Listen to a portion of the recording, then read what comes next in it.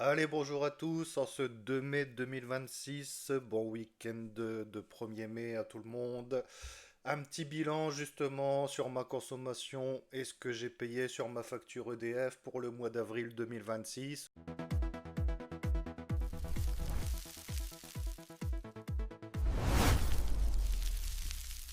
Je voulais faire une petite vidéo pour vous montrer ça. Comme ça vous montre un petit peu la réalité de la production dans le Nord-Pas-de-Calais et aussi par rapport à l'installation que j'ai faite, si elle est efficace ou non. Alors, vous voyez qu'ici, bah, c'est pas mal, hein. Le temps est un petit peu nuageux, mais il y a quand même un peu de soleil aujourd'hui. On produit à cette heure-ci, à 9h44, 5464 watts. C'est quand même pas mal à cette heure-ci, hein. Voilà, il n'est pas encore 10 heures et on produit déjà ça. Donc, je répète, hein, pour ceux qui regarderaient pour la première fois mon contenu, j'ai 9,6 kW crête de panneaux photovoltaïques installés en toiture de marque Trina Solar, 24 panneaux de 400 watts. Une installation en couplage AC, couplage DC. Côté couplage AC, c'est un Fronius en 3 kW. Couplage DC, c'est un MPPT RS 450 Victron qui peut me sortir jusqu'à 5700 watts. Les deux énergies cumulées, je peux monter à plus de 8500 watts de production en sortie AC. J'ai également deux batteries de 14 kWh chacune pour un total de 28 kWh de stockage en LiFePO 4. Ce sont des batteries réalisées en do it yourself. Voilà. Alors, qu'est-ce que ça nous donne? Vous voyez qu'on est actuellement déjà à 85% à cette heure-ci. On envoie 4229 watts dans les batteries. Donc c'est génial. On est autonome, hein, off-grid. Vous voyez la consommation. On va déjà regarder aujourd'hui. Voilà, la consommation donc cette nuit entièrement sur les batteries. Donc cette nuit, j'ai pas consommé beaucoup, vous voyez, parce qu'on commence à beaucoup moins chauffer, hein, commence à faire bon. Donc forcément, il y a encore 15 jours, bah, je consommais 7-8 kWh sur la nuit. Là, vous voyez, 3,5. Donc voilà, je commence à consommer moins, mais quand les fortes chaleurs vont arriver, je vais allumer les clims et je vais consommer autant, hein. En été, je consomme autant, voire plus qu'en hiver. Donc il y a aussi beaucoup de clichés là-dessus, hein. On a beaucoup entendu le discours. C'est en été qu'on consomme le moins et c'est en été qu'on produit le plus. C'est pour ça que ça marche pas bien, le photovoltaïque.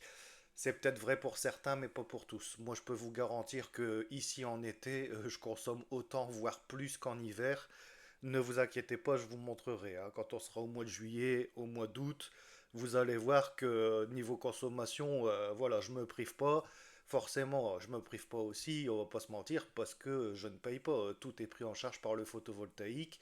Donc voilà, les clims tournent, tout tourne ici, et voilà. Alors, pour ce mois-ci, on va regarder. Donc là, ce mois-ci, c'est pas là. Là, on est déjà au mois de mai, donc c'est le mois dernier. Voilà, donc vous voyez, hein, du 1er avril au 30 avril. Donc vous voyez que pour la période du mois d'avril, vous voyez qu'il me manque encore un petit peu de panneaux. L'année prochaine, je pense que je vais rajouter 2 ou 3 kilowatts crête de panneaux. J'en ai 9, il m'en manquerait 3. Pour être bien, il me faudrait un peu plus de 12 kilowatts crête. Parce que je suis dans le Nord-Pas-de-Calais.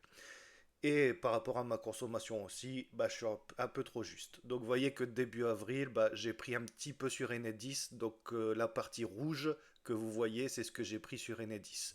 Donc j'ai été dépendant d'Enedis du 1er au 6 avril. À partir du 7, terminé, autonome complètement off-grid. Pourquoi? Bah parce que au début du mois, on a eu un temps pourri ici, très sombre, très pluvieux. Donc ça pardonne pas. Vous voyez que, regardez, ça a duré pendant 6 jours. Pendant 6 jours, avoir 6 jours de stockage, ça serait hors de prix. Je vais pas mettre 200 kWh de stockage de batterie en fait. Ça va me coûter beaucoup trop cher, vous voyez, même en do it yourself. Donc voilà, à un moment donné, on peut faire ce qu'on veut. La météo, si elle n'est pas de notre côté, elle n'est pas de notre côté. Donc je vais pas non plus, c'est ce que j'ai déjà dit souvent, hein, je vais pas mettre 200 panneaux dans mon jardin, et je vais pas mettre 200 kWh de stockage non plus, faut pas exagérer. Là par contre, s'il m'avait manqué, si j'avais eu 3 kW crête de panneaux supplémentaires, je pense que cette partie-là, vous voyez, je ne l'aurais pas pris sur Enedis. Voilà, tout simplement. Donc c'est pas le stockage qui me manque, c'est les panneaux. Parce que c'est bien beau de mettre des batteries, si vous n'avez pas assez de panneaux pour les charger, ça sert à rien en fait. Donc là, moi j'ai assez de batterie, j'ai suffisamment de batterie, j'ai 28 kWh de stockage utilisable, j'en ai assez. C'est pas ça qui me manque ici. Moi, ce qui me manque ici, c'est les panneaux. Voilà, il me manque quelques panneaux. Et l'année prochaine, je pense que je vais en rajouter, mais il faut que je prévoie la structure, tout ça, il faut que je réfléchisse. Ça se fait pas comme ça. Voilà, pour le mois d'avril 2026, j'ai consommé 942 kWh. Ici, exactement. Vous voyez que je ne me prive pas, que je consomme beaucoup, hein. Je fais partie des gens qui consomment beaucoup, je le sais, j'en suis conscient. Mais sur les 942 kWh consommés, j'en ai pris 63,9 sur Enedis. Donc c'est pas tout à fait ça. Pour avoir le vrai chiffre, faut aller dans la partie réseau et regarder le chiffre. Vous voyez, 65,3. Parce qu'il y a une petite partie qui est repartie vers les batteries qui n'est pas comptabilisée de l'autre côté. Donc voilà, réellement, vous voyez que je suis transparent, hein, moi je ne vous vends rien. Donc moi je suis un petit particulier, j'ai rien à vous vendre, je suis pas sponsorisé, donc moi je vous donne vraiment la réalité de ma consommation ici, de ma production, j'ai aucun souci avec ça. Voilà, donc 65,3 kWh pris sur Enedis au mois d'avril 2026 sur 942 consommés. Donc vous voyez que voilà, l'efficacité parle pour elle-même, hein. Depuis le 7 avril, je suis off-grid à 100% entièrement autonome. Voilà. Alors côté facture EDF, donc là on est sur ma page EDF, enfin c'est une capture d'écran de ma page EDF, hein. Donc vous voyez, hein, avril 2026, 28 euros. Donc en comptant l'abonnement bien sûr, abonnement plus consommation, 28 euros en avril 2026 pour 942 kWh consommés. Je pense que voilà, vous avez compris, c'est quand même pas mal du tout. Vous voyez, capture d'écran avril 2026, donc 4 euros en heure creuse, 9 euros en heure pleine, 16 euros d'abonnement. Vous voyez que c'est dérisoire, hein, comparé à la quantité consommée. Donc là, vous voyez, c'est le nombre de kilowattheures. Donc vous voyez que début avril, j'ai consommé sur Enedis parce que la météo était pourrie de chez pourrie, hein, ici début avril. C'était pas encore top. Et donc après, à partir du 7 avril, vous voyez, 0 kWh tous les jours. La suite à 10, 11, vous voyez. Donc vous voyez bien que j'étais bien à 0 kWh tous les jours. Donc ça, c'est capture EDF, hein. Voilà, je ne peux pas tricher.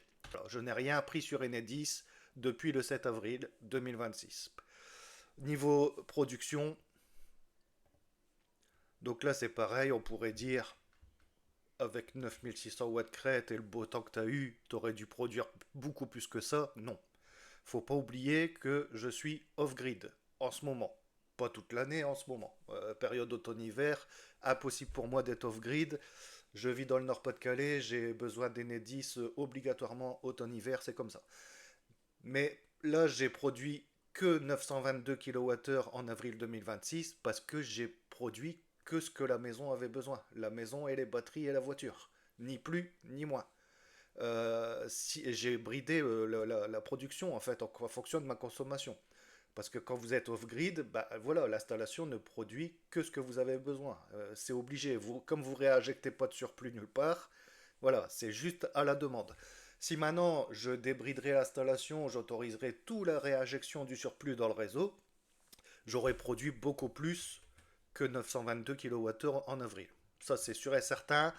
J'aurais produit au moins, je dirais, 1,1 MW, 1,2 MW que j'aurais produit en avril 2026 si j'avais réinjecté tout le surplus dans le réseau Enedis. Donc sur 9600 watts crête installée, Nord-Pas-de-Calais, voilà, c'est pas mal quand même. Pour cette année, donc vous allez voir que, hop, pour cette année, voilà. Donc pour cette année, la production depuis le 1er janvier 2026, j'en suis à 2373 kWh de production. Donc 2,3 MW. Niveau consommation, vous voyez que janvier c'est catastrophique, la production, février aussi. Et vous voyez que mars-avril ça commence à être bon, mais j'ai un petit peu de rouge, vous voyez, c'est pour ça que je veux rajouter quelques panneaux, parce que je veux effacer la consommation mars-avril. Voilà, je veux vraiment à partir du 1er mars être off-grid. Et je vais y arriver. Il faudra juste que je rajoute des panneaux. Et donc janvier-février, vous voyez, c'est une catastrophe à niveau production. Vous voyez que la partie en rouge, c'est ce que j'ai pris sur Enedis. Donc vous voyez que Enedis est indispensable pour moi, en tout cas ici dans le Nord-Pas-de-Calais. À ces périodes-là, janvier-février, faut pas rêver, hein. Moi, je vous vends pas du rêve. Maintenant, ça n'empêche pas, attention, ne me faites pas dire ce que je n'ai pas dit. Ça n'empêche pas que sur l'ensemble de l'année, le photovoltaïque est ultra rentable quand l'installation est bien faite. Moi, j'ai quand même gagné 70% sur ma facture EDF sur l'année, quoi. C'est quand même énorme. Les trois quarts de ma consommation sont prises en charge par le photovoltaïque à l'année. Donc voilà, même si j'ai 30% que je paye à EDF, je peux dire que j'ai réussi mon pari. Niveau retour sur investissement, on me dit souvent aussi, enfin pas sur YouTube, mais ça a été beaucoup le cas sur TikTok, rentabilité 20 ans, 25 ans avec des emojis qui rigolent. Non, non, non, non, non. Moi, mes calculs, je les fais. Je tiens un fichier Excel avec tout ce que je regagne, tout ça. Déjà, il faut savoir que bon, moi j'ai mis l'argent de côté. J'ai acheté le matériel petit à petit pendant un certain temps. Et j'ai tout payé de ma poche et j'ai pas fait de prêt. Voilà. Ça m'a pris un petit moment pour acheter le matériel, mais j'ai pas fait de prêt. J'ai tout fait moi-même. Le matériel à l'époque m'a coûté beaucoup plus cher que ce qui me coûterait aujourd'hui. Faut le savoir parce que les prix ont été beaucoup cassés aujourd'hui. À l'époque, il y a 4 ans, ça m'a coûté quand même cher. J'en ai eu pour 15 000 euros pour tout le matériel, hein. Les panneaux, les fixations toiture, les onduleurs, les batteries, les câbles, tout. Voilà, j'en ai eu pour à peu près 15 000 euros. Sachant que je gagne entre 1500 et 1800 euros par an sur ma facture EDF. Sachant que depuis janvier 2026, j'ai un véhicule électrique, ce qui va réduire le nombre d'années de retour sur investissement. Donc au départ, j'étais à 8 ans de retour sur investissement. Avec la voiture électrique dont j'ai fait l'acquisition, je retire 2 ans, 6 ans de retour sur investissement pour 15 000 euros investis. Plus de 10% de rentabilité par an sur un investissement. Il n'y a pas beaucoup d'investissements qui rapportent comme ça. Donc les discours 20 ans de rentabilité, 25 ans, non, c'est faux. C'est vrai pour ceux qui se font arnaquer. Ça, ouais, c'est vrai. Mais pas pour ceux qui ne se sont pas fait arnaquer, qui ont payé le bon prix de leur install. On va me dire, ouais, t'oublies de dire aussi que dans 10 ans, tes panneaux, ils sont morts. Bah ouais, ça j'entends ça aussi. C'est des phrases toutes faites, là, vous savez, les phrases, les clichés, là, les trucs tout faits, là. Dans 10 ans, tes panneaux sont morts. Non, non. Il y a dans les années 80, il y avait déjà des panneaux installés. Ils n'avaient pas la technologie de ceux d'aujourd'hui. Ils n'avaient pas la robustesse de ceux d'aujourd'hui. Et ces panneaux-là, depuis les années 80, fonctionnent toujours. Voilà. J'ai vu des reportages là-dessus. Voilà, c'est pas moi qui le dis. Donc non, dans 10 ans, mes panneaux seront pas morts. D'ailleurs, j'ai mon premier string, là, ça va faire 4 ans ici en août qu'il est posé. Il est comme neuf, hein. Et ça fait 4 ans qu'il est posé, ça fait 4 ans qu'il y a le soleil, la pluie, la grêle sur sa tronche. J'inspecte mes panneaux régulièrement, même à la caméra thermique. Mes panneaux n'ont rien du tout, hein. Donc n'écoutez pas non plus les clichés un peu ridicules pour rester poli, hein. Les batteries, pareil, hein. Batteries, ah, tes batteries dans 10 ans elles sont mortes. Vous n'en savez rien. Il n'y a pas de recul sur les batteries LiFePO 4 de génération d'aujourd'hui. Les gens parlent, se basent sur d'anciennes batteries d'il y a 10 ans dont la technologie n'était pas aussi évoluée que les batteries d'aujourd'hui. Moi, j'ai un téléphone portable de la marque à la pomme, hein, qu'on m'a obligé à changer parce que les mises à jour n'étaient plus prises en charge. Il a 8 ans. La batterie n'a jamais été changée. Il fonctionne toujours, hein. Donc je parle juste d'un téléphone portable. Donc les batteries LiFePO 4, non, je peux vous dire que facilement, au moins 15 ans, elles vont durer. Et il y a belle lurette qu'elles auront été rentabilisées d'ici là, hein, parce que je les ai faites moi-même, elles m'ont pas coûté cher. Voilà, voilà un peu le point de production, de consommation que je voulais vous montrer. L'année passée, j'ai consommé, pardon, excusez-moi, 10 444 kWh sur l'année. Donc vous voyez, hein, c'est pas rien. Et j'en ai pris 3420 sur Enedis. Donc vous voyez que quand je vous dis 70%, je ne mens pas. J'en ai consommé 10 444, dont 3 420 sur Enedis. Ça fait 70% d'autonomie. 3112 prix sur les batteries, 3913 prix en autoconsommation en journée directement. Voilà un peu à quoi ça ressemble une installation photovoltaïque dans le Nord-Pas-de-Calais qui n'a pas été trop mal faite, pas trop mal dimensionnée. Voilà. Vous voyez que janvier-février, on est dépendant d'Enedis. Octobre, novembre, décembre aussi. Voilà. Et moi, mon but, ça va être par la suite de récupérer mars, avril, septembre et peut-être octobre. Voilà. Bon, si j'arrive à faire mars, avril, mai, juin, juillet, août, septembre, je serai déjà content. Après, voilà, le peu que je vais payer à Enedis sur l'année, ça va. Voilà, si je donne 400 euros à l'année, 400, 500 euros à l'année à Enedis pour 10 000 kWh consommés, voilà quoi. Je pense que tout le monde aimerait bien payer ça pour cette quantité-là consommée. Donc voilà, c'était un petit point de production, de consommation. Vous voyez que niveau production, on est toujours très stable, hein. Voilà, regardez, on est à 87,8%. Là, dans une heure, c'est plié, hein, les batteries seront chargées. Voilà, off-grid, déconnecté d'Enedis. La prochaine vidéo, je vais essayer de refaire une vidéo de la suite des tutos Node-RED. N'hésitez pas à aller voir mes autres vidéos, à vous abonner si ça vous plaît, à mettre un pouce en l'air. N'hésitez pas à regarder, à aller voir, hein, parce que j'ai aussi sorti une vidéo hier sur le câblage AC des Multiplus 2. Il y avait plusieurs personnes qui me l'avaient demandé, donc au cas où elles oublieraient, je le rappelle, allez voir régulièrement, hein, je poste régulièrement quand même des vidéos. Je poste aussi des vidéos qui étaient sur ma chaîne TikTok. Donc j'ai fait une playlist des vidéos TikTok, donc ce sont d'anciennes vidéos, hein, datant de 2024-2025, voilà, qui n'ont plus faire forcément goût au jour, mais c'est toujours intéressant peut-être pour vous d'aller voir déjà en 2024 ce qui se passait sur mon installation. Là-dessus, je vous souhaite un bon samedi et puis à bientôt, salut!